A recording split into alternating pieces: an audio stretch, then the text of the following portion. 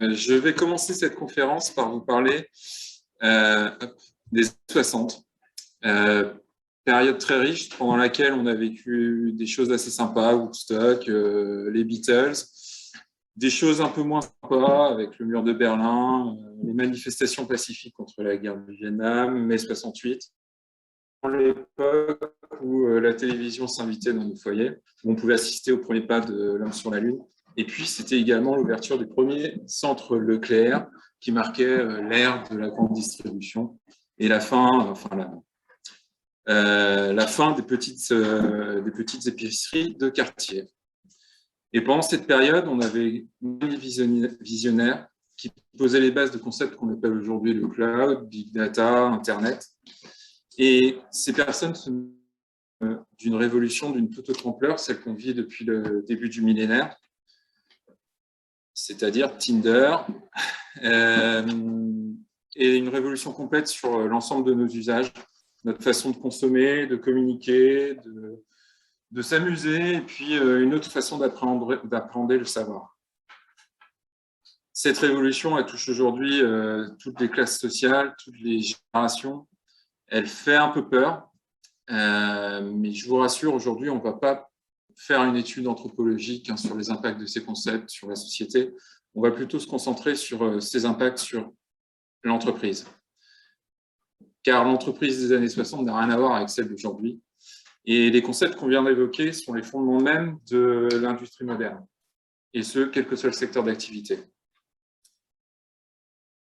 Ces concepts se combinent normalement très bien, naturellement. Pourtant, l'association de certains d'entre eux, notamment la data et le cloud, suscite encore quelques questions. Pourtant, le cloud, ça reste son essence même du cloud, c'est de traiter, de stocker des données.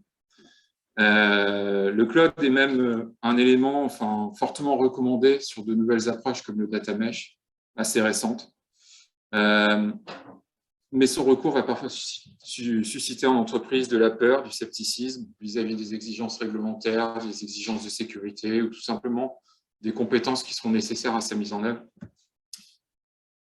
Des réticences, voire de la mauvaise volonté, et puis dans le pire des cas et contre toute logique, des situations de blocage qui ne permettront pas de bénéficier du potentiel du cloud sur nos socles de données. Et puis, d'un autre côté, on rencontre également dans nos activités des entreprises qui ont déjà franchi le pas vers le cloud, mais qui peinent à bénéficier pleinement du potentiel du cloud.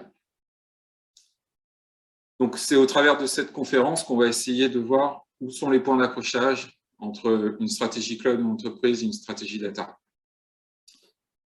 Alors, je m'appelle Samuel Barbas, je suis responsable de l'offre conseil et architecture pour Micropole Grand Ouest, et mon travail au quotidien, c'est d'accompagner mes clients dans leur migration vers le cloud.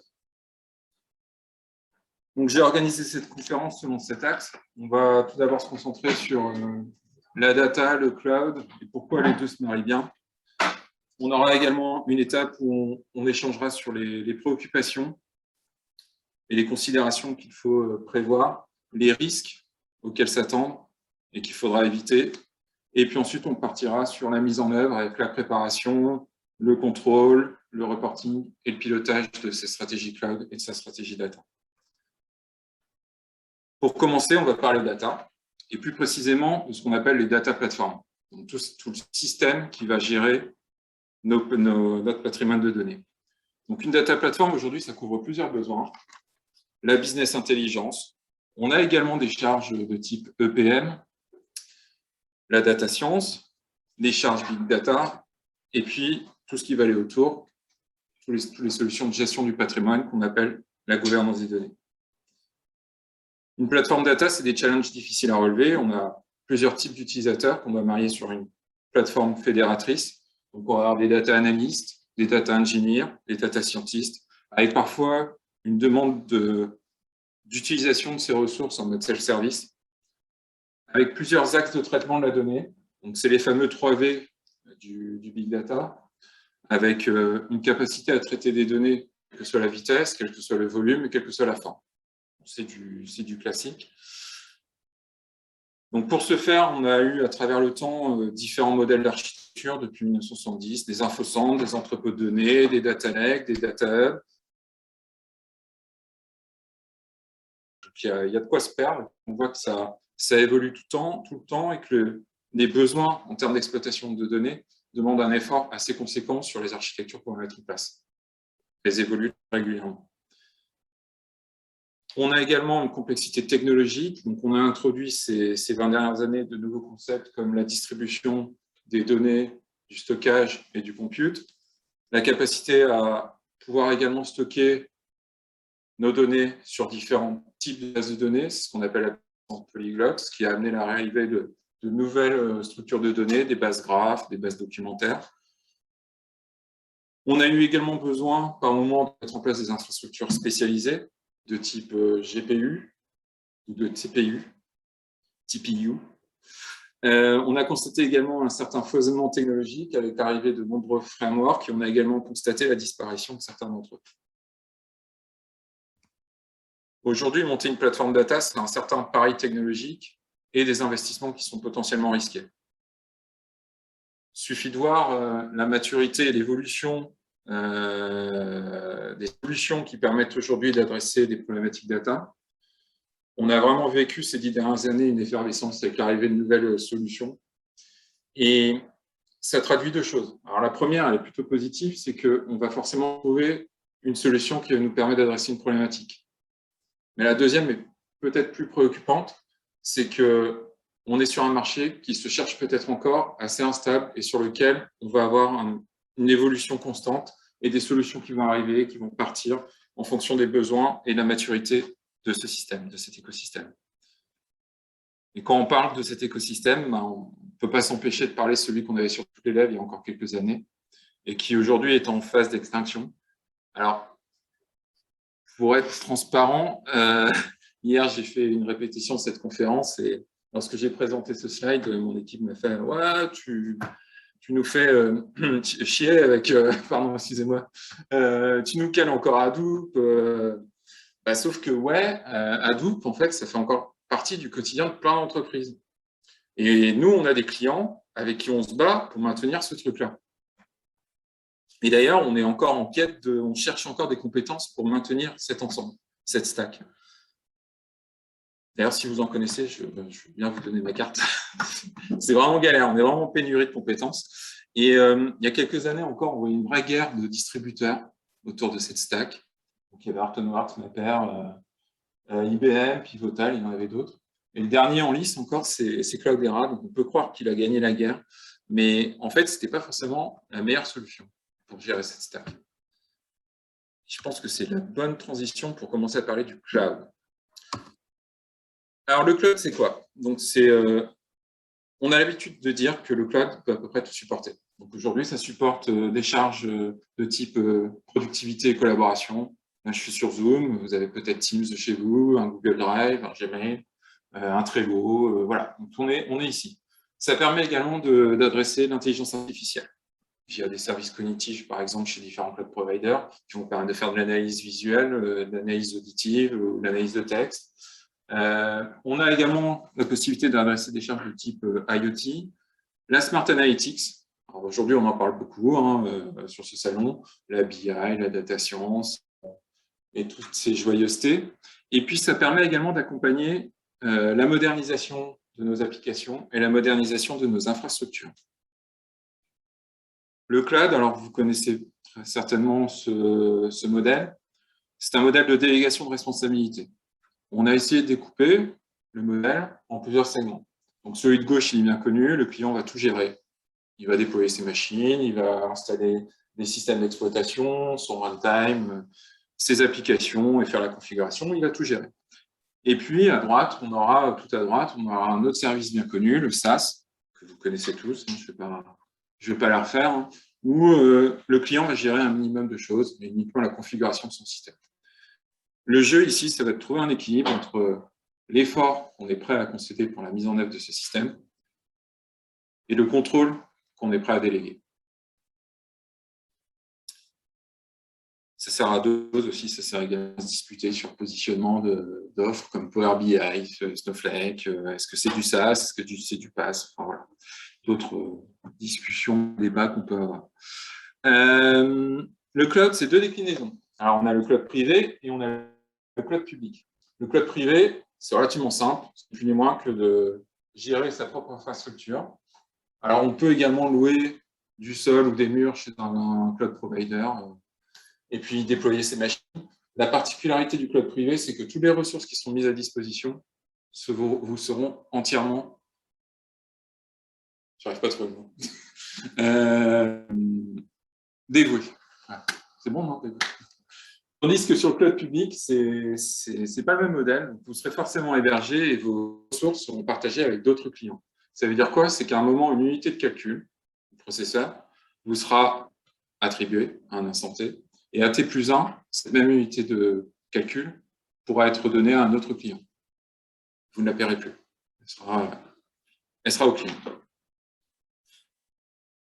Donc, on a parlé de deux types. Ce qui est intéressant dans l'évolution du système d'information, c'est de pouvoir les combiner vers ce qu'on appelle on va appeler ça un métacloud ou plutôt un cloud hybride. Donc, le principe est de pouvoir combiner et de pouvoir déployer des charges de manière transparente entre son cloud privé et son cloud public. Et ça offre plusieurs opportunités. Ça va pouvoir permettre à l'entreprise de bénéficier d'une sorte de répartiteur de charges. Ce n'est pas tout à fait ça, mais l'idée, c'est de se dire à un moment donné, la capacité disponible sur mon cloud privé n'est pas suffisante pour intéresser la demande. Et donc, je vais pouvoir déporter mes applications et mes charges sur un cloud provider public. Donc, je vais pouvoir absorber des pics de charge, par exemple. Ça offre également de belles opportunités sur la mise en place d'un plan de continuité d'activité. Imaginez votre cloud privé tombe, vous pouvez considérer que votre cloud public pourra supporter la charge le temps que vous remettiez en œuvre et en place et rendez opérationnel votre cloud. Ça a également d'autres vertus, ça permet de gérer également le positionnement de certaines données qui peuvent être qualifiées plus sensibles et qui sont peut-être plus... On sera peut-être plus à l'aise dans les positionnements sur le cloud privé, sur son cloud privé. Et ça permet également d'ajuster les classes de stockage. On n'a peut-être pas besoin de systèmes de stockage ultra performants quand on traite des données qui ont plus de 10 ans. Et donc, ça va permettre également d'ajuster le montant du coût de stockage. Et puis enfin, le dernier point, c'est que ça va permettre d'étendre l'offre de service de votre système d'information en bénéficiant, via le cloud public, d'offres PaaS, SaaS, qui seraient de manière assez évidente plus difficiles à intégrer sur votre infrastructure propre. Je pense notamment au Big Data. Et on va y venir. Donc, le cloud, notamment, c'est une offre de services très complète. Les trois hyperscalers mondiaux, les premiers, c'est Amazon, Azure, Google. Derrière, on a encore AliCloud. AliCloud, il souffre un petit peu de problématiques politiques, je crois, en Chine. Mais c'est surtout, au-delà de cette offre complète, c'est l'excellence dans l'exploitation des données. Ils vont vous proposer des services très aboutis sur l'intégration des données, ce qu'on appelle l'IPaaS, sur la gestion également de votre patrimoine de données, data catalog, gestion des métadonnées, voire solution de data loss prevention. Ils sont capables de vous donner une vision bien précise de votre patrimoine de données et de vous aider efficacement à le gérer.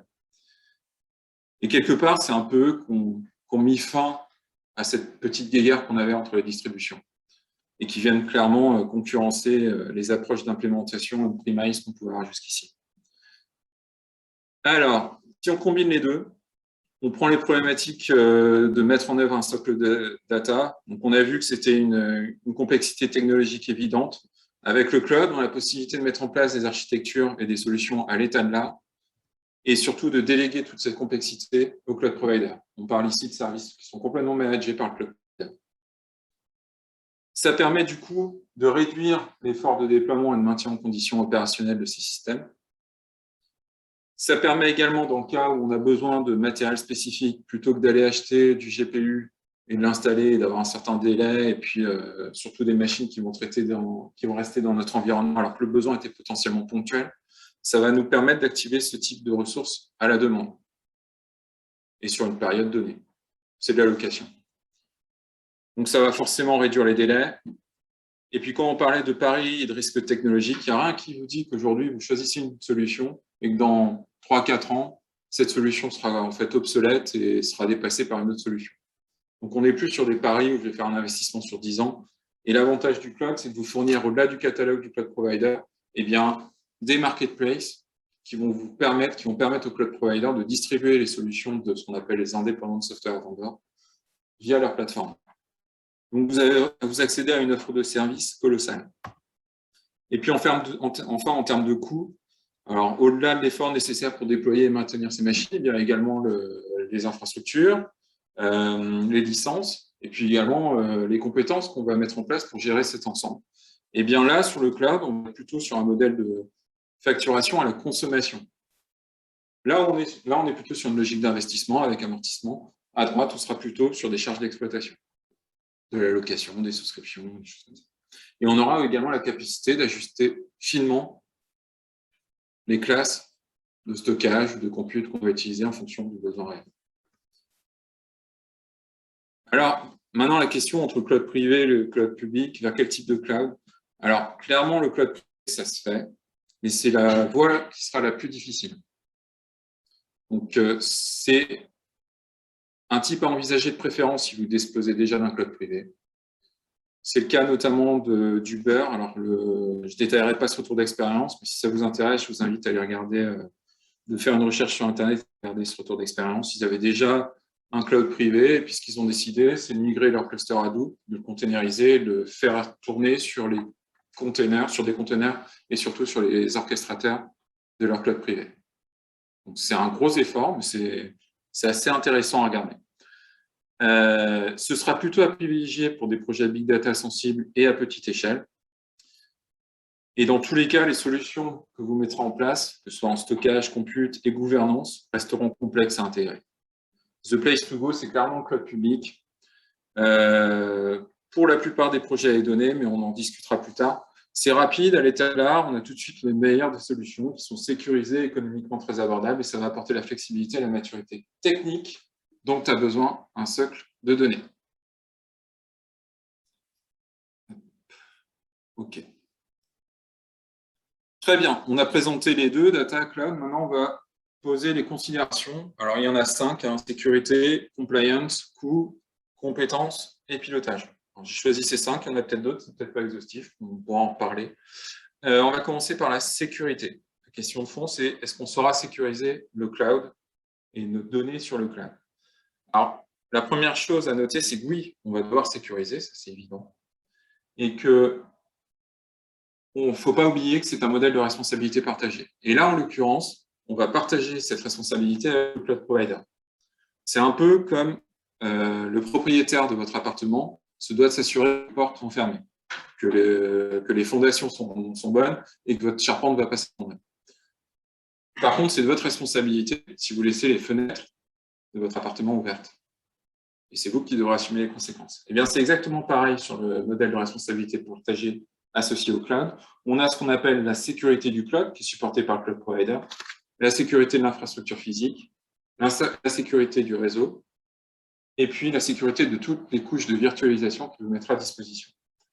Et vous, en tant que client, votre responsabilité, ce sera la sécurité du réseau, l'identité et la gestion des accès, la mise à jour des systèmes d'exploitation et des plateformes, l'encryption de vos données et l'architecture.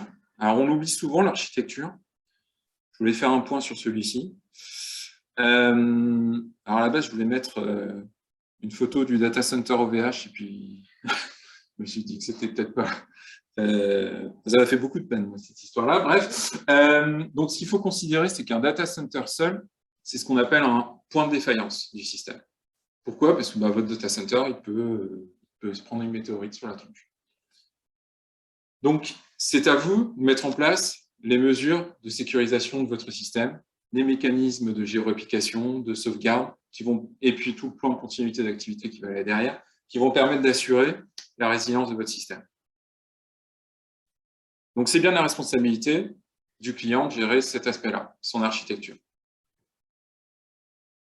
Autre aspect qu'on doit considérer, alors, c'est ce qu'on appelle l'approche château fort. C'était une approche de sécurisation assez laxiste qu'on avait dans les SIM traditionnels, dans les systèmes d'information traditionnels.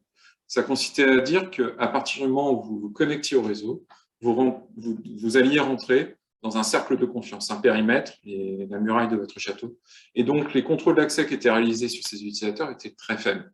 On accédait à un ensemble de ressources, mais on ne savait pas si ces utilisateurs, en fait, avaient réellement besoin de ces ressources.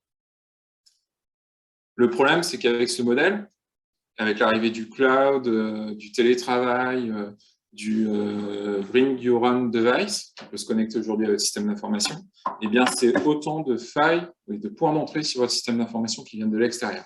Donc, ce modèle-là, il est carrément ébranlé. Alors, ça ne veut pas dire que les mécanismes qu'on mettait en place pour sécuriser notre système d'information sont plus viables. Hein. Il faut toujours des VPN, des firewalls, mais ça ne suffit plus. Il faut également, à tout moment, savoir précisément qui peut faire quoi sur le système d'information et quand il le fait. Donc, ça sous-tend une gestion beaucoup plus stricte de la gestion d'accès. Et on associe ça à une démarche zéro trust. On ne fait plus confiance à personne. En gros, c'est un peu vulgairement résumé. Mais ça sous-tend la mise en œuvre de ce qu'on appelle le système d'information asset management, ou SIEM, dont je n'entrerai pas forcément dans le détail, des authentifications à l'état de l'art, ça s'entend, et puis une gestion de l'identité augmentée. Ça veut dire quoi? Ça veut dire qu'il n'est plus question d'avoir dans son système d'information des comptes utilisateurs de personnes qui sont parties depuis plus d'un an et qui ont toujours leurs droits sur le système d'information. Il faut vraiment qu'à chaque fois qu'un collaborateur quitte l'entreprise ou qu'il quitte un projet, eh bien, on revoit ses droits et on les ajuste. Ça veut dire quoi? Ça veut dire mettre en place une gestion des accès basée sur les rôles. De quoi a besoin l'utilisateur en termes de ressources? Et ça se décline également très bien au niveau de l'accès aux données. Historiquement, un utilisateur, dès qu'il avait les accès à une base de données, alors c'est pas toujours vrai, hein, je ne veux pas dire que tout le monde était trop laxiste sur la gestion des accès sur ces bases de données, mais en gros, une fois qu'il avait l'accès à la base de données, eh bien, il avait l'accès à un ensemble de schémas, de tables, et c'était un petit peu excusez-moi du terme, mais la fête à la saucisse là-dedans. Il pouvait accéder à tout ce qu'il voulait en termes de données. Eh bien, le modèle de contrôle d'accès basé sur les rôles, eh bien, il se décline tout à fait aujourd'hui au niveau des bases de données, puisqu'il va permettre, en fonction de l'appartenance à un groupe de l'utilisateur, de définir des règles de contrôle sur l'accès à des colonnes, de filtrage sur les résultats des requêtes, voire potentiellement du masking de données dynamiques, par exemple des codes de carte bleue ou des choses comme ça. Donc, ça demande effectivement un certain investissement à implémenter. Mais c'est aujourd'hui des fonctionnalités qui sont présentes sur tous les systèmes de base de données, ce qu'on appelle le CLS et le RLS. Bon, la sécurité, c'était l'un des chapitres les plus longs. On peut adresser beaucoup d'autres sujets, c'est très large. Si on veut, on peut aller très loin et jamais en finir. Dans tous les cas, dans une démarche d'adoption du cloud, il faut absolument impliquer votre RSSI et voir avec lui quels sont les chantiers prioritaires à adresser. Parce que tout ce qu'on vient de voir, en fait, derrière, ce n'est pas forcément lié à l'adoption du cloud. C'est des problématiques qu'il fallait adresser de toutes les façons sur une infrastructure propre, un système d'information. Autre considération, la compliance. Donc, en gros, est-ce qu'on a le droit d'y aller? Alors, il y a 3 axes à considérer. On a rencontré avec nos différents clients. La première, elle est plutôt liée à la culture, à la stratégie d'entreprise. Alors, je m'explique. Le choix d'un cloud provider, il peut être soumis aussi à des convictions, soit de vos clients, soit de vous-même, hein, sur le positionnement du cloud provider.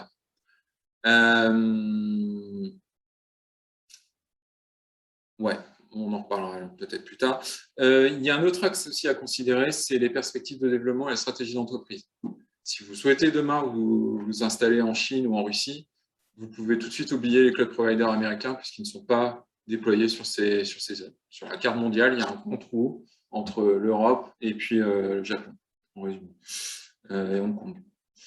Il y a également le niveau de dépendance qu'on tolère avec le cloud provider. Je pense que pour certaines organisations, notamment la défense nationale, c'est peut-être pas de bon ton de choisir un cloud provider américain.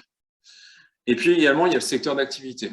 Alors, il y a des exceptions, mais par exemple, un retailer aura, et ça se comprend, potentiellement des difficultés à choisir vous payez là, je vous ennuie. Un cloud provider aura potentiellement des difficultés à choisir, un client aura potentiellement un client retailer, je vais y arriver, vous m'avez perturbé. Un client retailer aura peut-être plus de difficultés à choisir Amazon pour héberger ces données. Ça peut se comprendre. Mais il y a des cas d'exception. Hein. Je crois que Decathlon est déjà Shadow. Donc ça, c'est le premier axe. Le deuxième axe, il est contractuel et il va représenter vos engagements avec vos clients. Quels sont les types d'hébergement qui sont indiqués dans vos contrats avec vos clients? Est-ce que le est-ce que le public est autorisé? Quelles sont les nationalités tolérées vis-à-vis des opérateurs? Et où vous devez localiser vos données? Et puis le dernier axe, c'est le plus important, c'est l'axe réglementaire, la loi. Et là, on est très souvent soumis à différentes réglementations, certifications. Alors, il y a bien entendu l'ISO 27001, mais tous l'ont déjà atteinte. Il y a pour les hébergeurs de données santé la certification HDS. Bon, alors, c'est ni plus ni moins qu'une extension de la 27001. Je crois que 80% de la HDS, c'est l'ISO 27001. Alors, la GDPR, on nous l'a posée. Alors, tant je peux la comprendre sur le segment SaaS, tant sur le reste, clairement, la GDPR, ce n'est pas forcément de la responsabilité du cloud provider. Tout dépend comment le client va gérer ses données sur la plateforme et quelle attention il va porter sur les données personnelles. Donc, ce n'est pas forcément un sujet. Par contre, cette fameuse GDPR, elle a engagé une réplique du gouvernement américain. Alors, on a deux réglementations problématiques américaines et transfrontalières qui s'appelle le Patriot Act, qui avait été établi pendant le gouvernement de George Bush, en réponse aux événements du 11 septembre. Et puis, sous le gouvernement Trump, on a eu le Cloud Act, un peu plus problématique, puisque celle-ci va fixer une règle simple qui considère qu'à partir du moment où des données sont hébergées sur des serveurs appartenant à une entreprise américaine, eh bien, le gouvernement, s'il suspecte une activité ou autre présence de collaborateurs suspects dans son organisation, a tous les droits d'aller collecter ces données et les analyser. Alors, clairement, celle-ci, elle nous embête beaucoup. Parce que, bien entendu, ça veut dire que Google, Amazon et Azure, enfin Microsoft, sont soumis à cette réglementation. Et ça, c'est très lourd. Alors, il y a des parades potentielles. Donc, vous pouvez tenter d'encrypter vos données, mais je ne suis pas sûr que ça change beaucoup de choses. Si le gouvernement américain, avec la NSA derrière, et ses serveurs quantiques, je ne sais pas s'ils peuvent s'en servir. Mais s'ils ont décidé de décrypter vos données, je pense qu'ils y arriveront. La réversibilité, c'est une possibilité. C'est que vous avez toujours un délai entre l'injonction de la Cour suprême américaine, je ne sais pas quel organisme, décide de collecter vos données. Vous avez toujours un délai qui peut vous permettre de vous retourner. Et puis, alors, peut-être la meilleure solution, c'est d'activer quand même ces cloud providers, mais de bien choisir quelles sont les données qu'on va y poser. Désolé, c'est... Alors, il y a des initiatives plus intéressantes. Alors, depuis 2013, il y a eu... Enfin, c'est vraiment un sujet polémique. Il y a eu une affaire, l'affaire Prism, dans laquelle on avait constaté qu'il y avait des entreprises américaines qui avaient fouillé allègrement dans les jeux de données de clients européens qui étaient hébergés sur ces 3 cloud providers. Donc, ça avait fait polémique. On avait parlé à ce moment-là de cloud de confiance, de cloud souverain. Alors, il y a eu des initiatives qui ont un peu raté. Et puis, une initiative récente entre la France et l'Allemagne qui s'appelle Gaia-X, de constitution d'un méta-cloud de confiance souverain, mais qui peine encore à sortir de l'eau, j'avoue. Et puis, on a très récemment Thales qui s'est associé avec Google pour essayer de produire un cloud de confiance tout en exploitant les infrastructures de Google. Et puis, Orange avec Microsoft qui ont produit l'offre bleue. Le problème, et ça a été confirmé cet été, c'est que, eh bien, nada, ils sont toujours soumis aux réglementations américaines, au Cloud Act. Ça a été validé par un cabinet américain sur la demande d'un organisme néerlandais. Donc, c'est problématique. Alors, vous l'aurez compris, je ne suis pas juriste. je ne comprends pas grand-chose, en fait, pour être transparent. Donc, pour toutes ces questions, ce qu'il faut faire, c'est aller consulter votre service juridique. Alors, au-delà des réglementations américaines, tout ça, il y a également tous les aspects contractuels avec vos clients qu'il faut vérifier. OK. Autre considération, les coûts. Combien ça va nous coûter, tes conneries? Eh bien, la première chose à comparer, c'est ce qu'on disait tout à l'heure, c'est le coût de mise en œuvre d'une plateforme data on-premise, comparé à le faire sur le cloud public. Donc là, il n'y a pas forcément de discussion à avoir. Il n'y a pas non plus beaucoup de discussions à poser sur le coût de l'infrastructure et de la gestion de la sécurité et de la gestion de l'énergie. Donc l'avantage de basculer sur le cloud public, c'est de diluer ses coûts avec tous les autres clients de ce cloud provider plutôt que de les supporter intégralement soi-même. Mais la réelle problématique, c'est la notion de patrimoine et la logique d'engagement. Et qui génère de la réticence en général, c'est comment motiver ce genre de démarche d'hybridation quand on a investi tant sur une plateforme data on-premise avec le matériel, le logiciel, les compétences et les produits qu'on y a développés sur nos propres data centers. Comment justifier cet investissement? Et là, il y a plusieurs stratégies possibles. On peut se dire, OK, moi, en fait, je vais garder mon existant, je vais capitaliser sur mon patrimoine, et puis je vais le vendre. Et faire un peu le même modèle qu'Amazon il y a 20 ans. Et puis, pourquoi pas devenir demain l'hyperscaler souverain qu'on attend tous. C'est un peu compliqué à mettre en œuvre, mais pourquoi pas.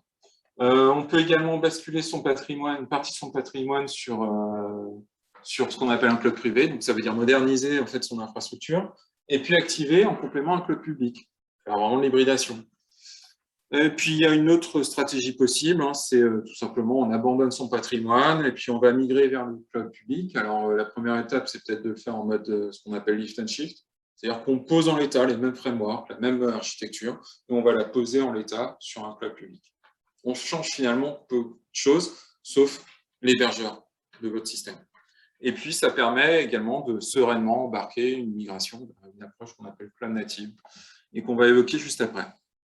Alors, le changement de modèle économique, je pense que c'est pas forcément utile de passer beaucoup de temps dessus. À l'époque, sur une logique d'investissement, on projetait à la demande, on faisait de la prédiction. C'est vraiment la prédiction parce qu'on ne savait pas vraiment comment le service allait tourner. Donc, et ensuite, on faisait une sorte d'escalier en estimant, voilà, il va falloir tant d'investissement dans 1 an, dans 2 ans, dans 3 ans, et puis on se revoyait régulièrement pour ajuster en fait la capacité. Le problème, c'est que, comme je le disais, on ne sait pas trop comment la demande va évoluer.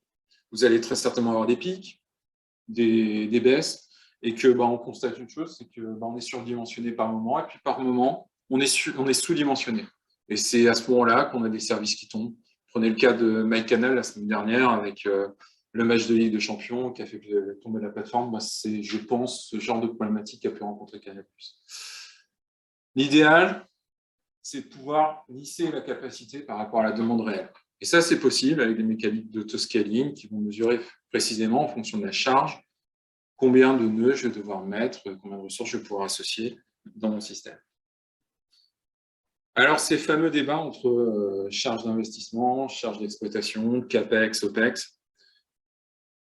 Donc, historiquement, le stockage, le compute, les licences, c'était de l'acquisition qui sous-tendait un investissement et d'un point de vue comptable, une immobilisation avec un amortissement. Là où, sur le modèle OPEX, ces 3 items, ça devient du consommable. Donc, l'équivalent d'un point de vue comptable, c'est à peu près la même chose. C'est une pile, une cartouche d'encre et une barrette de papier. Donc la question, parce que l'OPEX, ce n'est pas forcément la panacée dans tous les contextes d'entreprise. On a un cas récemment avec une industrie qui est full CAPEX, puis alors OPEX, ouais, ça ne va pas forcément nous apporter grand-chose. Donc, ce fameux débat entre CAPEX et OPEX, alors, en résumé, en termes de gestion de la trésorerie, privilégier les dépenses d'exploitation participe au lissage des flux financiers et donc, sous réserve d'un pilotage efficace, à une optimisation des besoins en fonds de roulement. Alors, moi, j'ai rien compris. Alors, j'ai rien compris la première fois que je l'ai lu. J'ai saisi 2-3 choses. En fait, sur le fond, oui, j'arrive à comprendre, mais c'est normal, je ne suis pas DAF, je suis pas financier. Par contre, ce que je vois déjà, c'est qu'il y a un besoin de pilotage efficace. Donc voilà, la première chose à faire quand vous engagez cette démarche, c'est d'aller consulter votre DAF et votre DSI pour la stratégie, à la fois d'entreprise et financière. C'est plus simple. Parce que votre DAF, finalement, ça peut être aussi votre premier sponsor sur la démarche. Autre considération, les compétences. Le qui sait faire. Donc, le qui sait faire, eh bien, il y a beaucoup de monde. Il faut disposer de compétences en DevSecOps, des experts réseau et télécom, alors si possible chez vous. Il faut avoir une bonne connaissance aussi de votre système d'information et surtout votre architecture réseau. Des architectures diverses et variées, sécurité, solutions, techniques, data, des cloud DBA, et puis en bonus, vous pourrez ajouter un Green FinOps. Alors, il y a plusieurs moyens d'adresser cette montée en compétences. Donc, vos équipes, vous les embarquez dans un processus de montée en compétences, certifiant pour que ce soit valorisant. Vous pouvez recruter, bien entendu, et puis vous pouvez nous faire appel à nous. On est là aussi pour vous aider. Donc, le mieux, c'est peut-être le chapitre le plus court, c'est de consulter votre responsable ressources humaines et puis vos managers.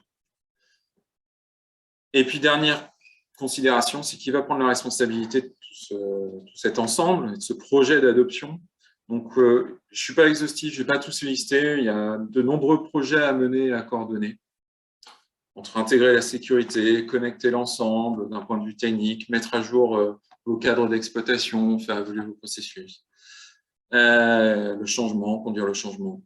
Il y a également de nombreux éléments à contrôler. On verra ça tout à l'heure. J'ai prévu un chapitre dédié qui sera assez court.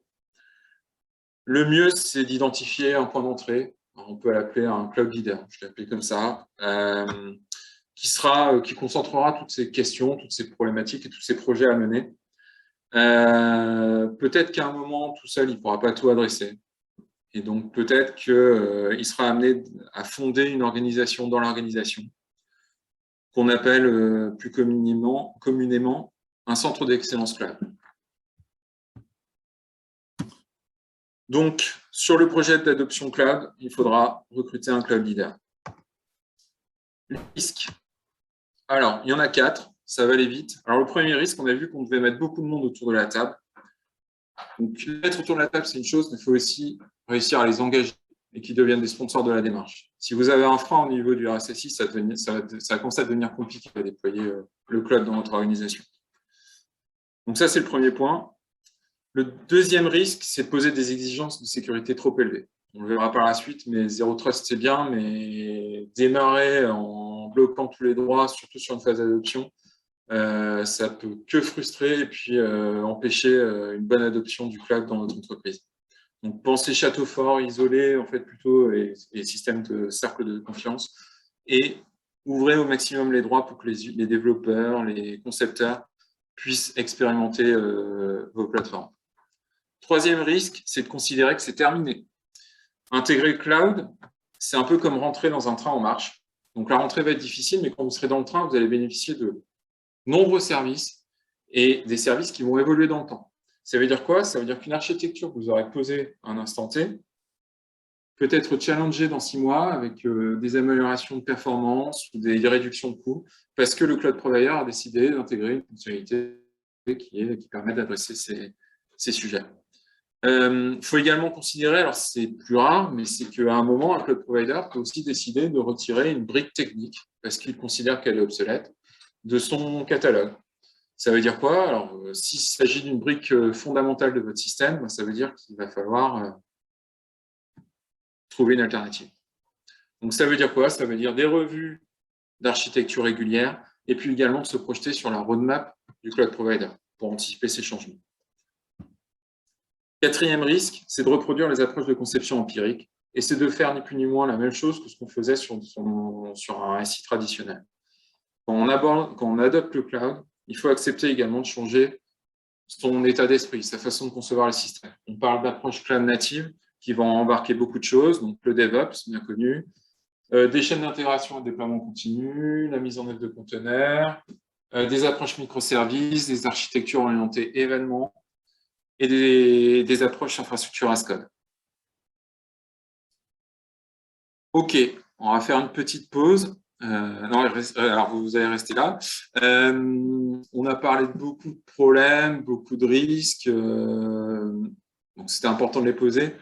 Mais c'est beaucoup plus simple que ça. Alors, vis-à-vis de la sécurité, de la gestion des compétences et tous ces sujets, Il y a une différence entre connaître le chemin et l'arpenter. C'est Morpheus qui disait ça dans Matrix. Et j'aime bien cette phrase parce que, en fait, la sécurité, ça peut être adressé très rapidement. C'est pas un sujet, on peut isoler en fait toutes les initiatives sur le cloud et s'assurer, un peu en mode château fort, qu'il n'y aura pas de dérive. Et ça permettra justement de dessiner des profils d'utilisateurs et réduire progressivement en fait le périmètre des accès qu'ils ont. Et c'est, je pense, la meilleure approche pour définir un RBA, un contrôle d'accès basé sur les rôles. Plutôt que de prendre la liste des 6000 droits que peut proposer Google et puis d'identifier j'ai besoin de celui-là, celui-ci, c'est infernal. C'est pareil sur les personnes donc impliquées en priorité le RSSI, je pense que c'est peut-être même le premier à adresser. Et obtenir une validation juridique au plus vite, c'est censé être rapide. Et puis sur la gestion des compétences, c'est pareil, hein, ça peut se faire en parallèle, vous engagez les montées en compétences de vos collaborateurs et vous pouvez vous faire accompagner. Le cloud, clairement, vous pouvez vous y installer demain et adresser tous les chantiers progressivement.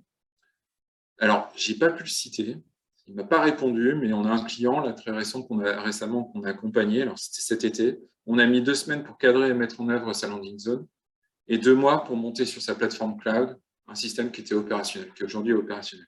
Donc, vous pouvez y aller dès demain. C'est pas, voilà, il y a plein de moyens de contourner tous les sujets qu'on a évoqués, enfin pas contourner, mais de les adresser en parallèle. Ok, maintenant on a une bonne vision de ce qu'il faut anticiper et puis et des questions que ça peut soulever. Maintenant, on va rentrer dans la phase de préparation. Alors, j'ai parlé tout de suite de landing zone. Ça fait partie des points de départ sur une stratégie d'adoption du cloud. C'est la landing zone, c'est un ensemble de cadres et puis des plateformes techniques qui vont vous permettre d'héberger de manière sereine en fait vos futurs services. Donc, ça va définir dans quelle zone on va déployer les services et y stocker les données, les stratégies de mise en réseau, la gestion des projets dans la plateforme, les plans de continuité d'activité avec gestion de sauvegarde, redondance, tout ça, et surtout la fameuse gestion de l'identité et des accès, avec l'intégration de votre Active Directory ou votre LDAP que vous avez pu déployer dans votre système d'information. Donc, ça va également accompagner la montée en compétences de vos équipes, la construction de cette landing zone. Et il faut savoir que la plupart des cloud providers proposent ce qu'on appelle une CAF, ou un framework d'adoption cloud, qui va contenir un ensemble d'outils, de bonnes pratiques et de processus types qui permettent de faciliter la démarche d'hybridation d'entreprise et l'accompagnement de ses collaborateurs. OK, donc on a monté notre landing zone, on a commencé notre montée en compétences. On a nos premiers projets qui ont démarré sur un cloud provider. Maintenant, il va falloir contrôler ce qui se passe. Alors, il y a des contrôles élémentaires. Alors, j'ai mis accès, je pourrais résumer ça plutôt en sécurité, contrôle de sécurité. Donc, on a parlé des contrôles d'accès, qui accède à quoi, également tous les événements qui se passent sur la plateforme. Je ne vais pas revenir dessus. Il y a également l'empreinte. Alors, l'empreinte, il y a deux façons de la mesurer. Alors, il y a bien entendu l'empreinte coût, qu'on connaît bien. C'est combien ça va nous coûter en termes de compute, de stockage, de service. Et puis également, alors on l'oublie aussi souvent, c'est les coûts de sortie des données. Il faut savoir qu'un cloud provider, quand on y pousse des données, c'est pas facturé. C'est une façon c'est un appel d'offres en fait. C'est une offre d'appel. Donc venez chez nous, mettez vos données. Par contre, dès que vous allez sortir les données de son data center, ils vont vous facturer un coût basé sur le volume de données qui sort. Ce qu'on appelle souvent les coûts masqués du cloud. Il ne faut pas s'inquiéter, ça sous-tend une chose, c'est qu'il faut bien maîtriser quand même l'ensemble des flux qui vont s'opérer entre votre data center, les différents cloud providers, surtout dans un modèle multi-cloud. Donc il y a un petit peu d'urbanisme à faire. Donc ça sous-tend mettre en place des budgets, des seuils, des alertes. Donc c'est très contrôlé, hein. C'est l'avantage du modèle aussi. Il y a beaucoup d'outils pour le contrôler et s'assurer qu'on reste dans le budget. Et puis la deuxième empreinte qu'on peut mesurer, c'est l'empreinte carbone. Et depuis environ 1 an, on a les 3 cloud providers qu'on citait tout à l'heure qui sont alignés sur ce point-là en proposant des indicateurs de performance écologique. Et vraiment, on peut savoir nos projets, quel est le taux d'émission de CO2 au kilogramme. Donc c'est intéressant. Il y a également les contrôles de conformité. Est-ce qu'on utilise bien le cloud? Est-ce qu'on, voilà, tout bête, hein, les conventions de dommage, les tags. Donc, il y a des outils qui sont dédiés pour faire ça, qui sont assez intéressants aussi. Et puis, les contrôles de performance. Est-ce qu'on est sur bon sizing? Est-ce que les mécaniques d'auto-scaling sont bien configurées? Et est-ce qu'on est sur les bons tiers? Il y a plusieurs solutions, je ne vais pas les détailler. Alors, à noter qu'il y a chez chaque cloud provider public ce qu'on appelle les advisories qui vont vous donner des axes d'amélioration, qui vont analyser votre charge et vous donner des axes d'amélioration, que ce soit sur performance économique, performance technique et puis également sécurité. Mais il n'y a aucun outil qui va remplacer la veille et l'accompagnement projet.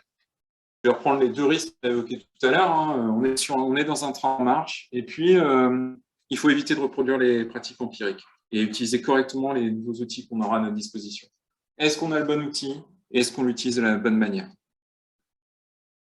Ok, ça c'était pour les contrôles. Je suis désolé, je vais un peu vite parce que il me reste 4 minutes. Il y a la partie reporting. Bon, je vais accélérer du coup. Pilotage, c'est pareil. Je suis désolé, il me reste vraiment 4 minutes, je crois. Bon, sur toute cette partie, alors nous, on a packagé chez Micropole un modèle, un forfait d'une moyenne de 15 jours pour déterminer avec nos clients quelles sont ses ambitions, déterminer avec lui quel est son potentiel, évaluer son potentiel et construire avec lui sa trajectoire. Donc, c'est la phase amont avant d'engager la stratégie de migration vers le cloud. Je ne pourrais pas vous partager un exemple de stratégie qui était assez intéressante, qui permettait de coupler une adoption des approches cloud natives en entreprise avec la constitution d'un cloud hybride. Je pourrais vous en parler en live si ça vous intéresse. Je vais plutôt aller sur la conclusion et vous remercier déjà. Si on cherche le régulateur, il est en fait ici. C'est ce trio d'hyperscalaires qui permettent, si vous cherchez la performance économique, l'excellence technologique, sont ceux qu'il faut aller chercher. Je vais y arriver. En ouvrant l'ensemble de leurs services et solutions au public, ils vont permettre à des entreprises de différents types, de différentes dimensions, d'accéder à des technologies de pointe pour exploiter votre patrimoine de données. Et en faisant cela, ils ont quelque part mis au même niveau technologique tous ces types d'entreprises. Ça veut dire quoi? Ça veut dire qu'une start-up, demain, elle peut avoir exactement le même système et le même niveau de technologie qu'une entreprise du CAC 40. Et ça veut dire beaucoup de choses. Ça veut dire que dans l'équation, ils ont retiré la notion, cet atout différenciant que pouvait être le socle technologique. Et ils ont réaligné l'ensemble de l'industrie sur le réel capital de l'entreprise qui sont ces données. Alors le problème, du coup, qu'on voit tout de suite, c'est pour ceux, alors il y aura des laissés pour compte, en fait, c'est ceux pour qui le cloud de confiance, le cloud souverain, est incontournable. Alors pour eux, il reste des alternatives, cependant. Alors on a parlé du cloud privé.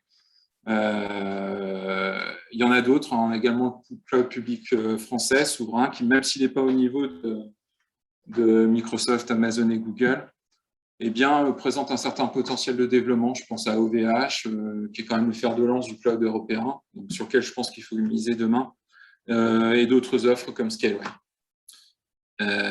Et j'en ai terminé.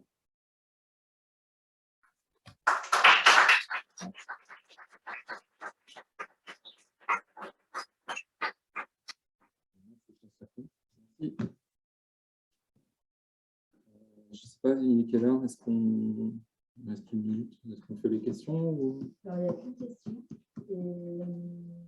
Elle arrive en début de présentation.